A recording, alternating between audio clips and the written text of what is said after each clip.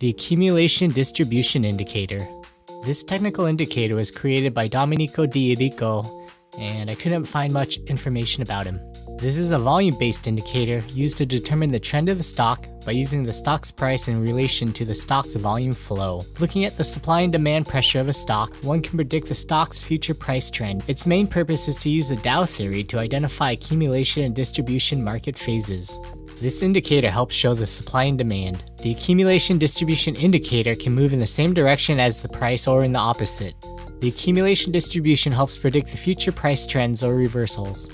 In this video, we'll analyze thinkorswim's built-in indicator. First, we'll look at the indicator, then we'll analyze the code. Alright, now let's look at the accumulation distribution indicator.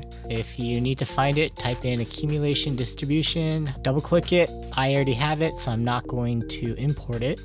And let's look at the parameters. So this indicator has two inputs, a range ratio and a range factor. The range ratio displays the current range and is expressed as a percentage. The range factor serves as a reference line. If the bars are below the line, the indicator will label the bar with the consolidation color right here.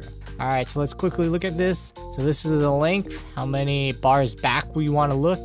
And the factor, so we're going to keep it at 1, and then I'll show you the difference. Let's change this to range. We'll look at the code in a little bit. If you want to change the consolidation color, just remember yellow and blue. Oh, it's right here. And I don't know if you can see it, but if it's below the red line, it will use this consolidation color. And if it's above the red line, it will use this non-consolidation color. So it's pretty simple. Let's apply. Zoom in. Alright, so as you can see, we are on the number 1. Any bar above the 1 will be shown with the consolidation color. Any bar below the 1 will be labeled the consolidation color. Alright, so let's change this to 0.8, and as you can see, the line will change. Let's do, how about 2? This is going to show all yellow. Okay, maybe a couple blue. So you can change that parameter right there. Let's just keep it at 1. And this is the average true range. Depending on your training strategy, you can change that. And then if you want to change the width, you can change it right here. Or if you want to change the color, you can change it right here. So, alright, so let's quickly look at the meat of the code. So we're going to declare lower. We have defined our inputs as length, which we can change the values, and factor.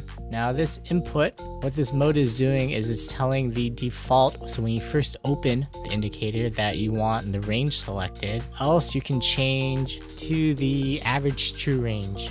And this switch case is defining what these do. We're going to define the range, switch mode, and if you want this range, what it's going to do is it's going to take the highest high, looking at the length, minus the lowest low, looking at the length. And if you don't know what the highest high or lowest low, this is the software I sell. So if you want to check it out, link below. Please click the 3 dots. The 3 dots will take you to the thinkorswim documentation. And for the second case, is looking at the average true range and looking at the average true range. What we're doing is we're also plotting the range ratio, and we're using the range, and the range is divided by the range of the length. And then the range factor is equal to the range factor right here. Please remember that the indicator uses the past length to determine its logic. Looking at the indicator on different time frames will give you different results. It is best to use the indicator in conjunction with another form of analysis to get a complete picture. Alright, thanks for watching. Comment below if you have any ideas for an indicator or scanner, and I'll try to make it into a video. Have a good day, guys.